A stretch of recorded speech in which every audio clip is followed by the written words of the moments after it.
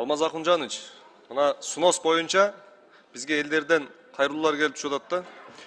Ошол эле жолдорду кеңейтүүдө, үйлөрдү, дубалдарды, мыйзамсыз курулуштарды ошол бузуу боюнча мына талаш тартыш маселелер аябай көп болуп атат. Кыргыз Республикасынын Конституциясынын 15-беренесинде так көрсөтүлгөн да. Жеке менчик кол тийбестик укукка ээ деген. Ушул мыйзамдын негизинде мына жер кодексинде дагы жазылып турат. Жер ээлери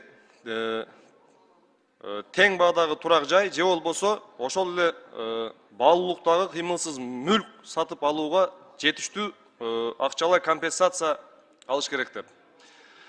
Ушул мыйзамдарды так сактасак, жана мэрлерге, аким, айыл өкмөттөргө да ушул боюнча бир мыйзамдуулукту бир карап койсок, тапшырма берип койсоңуздар.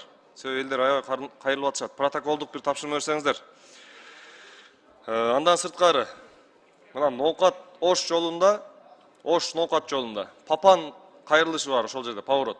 Ушул жерде мен өткөн жыйында да айттым эле, 2 күндүн биринде авто кырсык катталып атат.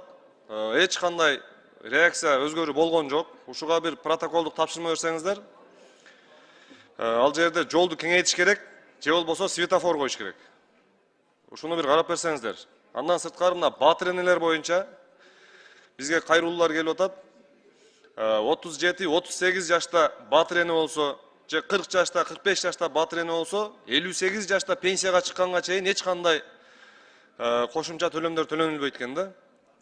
Пенсияга чыкканда пенсиясына 1000 сом акча каражат кошулуп берилет экен. Бирок ал дагы ушул батырене болгон күндөн баштап төлөнбөйт экен. Ушуга бир министрликке да бир протоколдук тапшырма берсеңиздер, ушуну бир карап чыгышса. Ана мына Ноокат району Карагой айылында Эчкатар участкасында бүгүнкү күндө ошол жердеги элдерден суранычтар келип атат. Бизге Мегаком уюлдук компаниясынын антеннасын коюп берсеңиздер деп. Себеби эч кандай байланыш жок экен.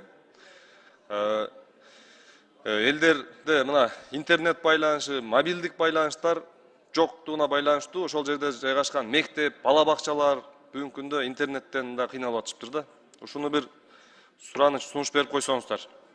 Анан мына Көкбелде Кайыңды айылындагы мектептин курулушу дагы 4 жыл болуптур. Ушул бүтпөй атат дейт. Ал жерде өзүңүздөр билесиздер, шарты катаал, деңиз деңгээлинен бийик, аябай муктаж бүгүнкү күндө. Ушул мектептин курулушун аягына чыгарып бүтүрүп берсек, сураныч тапшырма берип койсоңуздар. Рахмат чоң.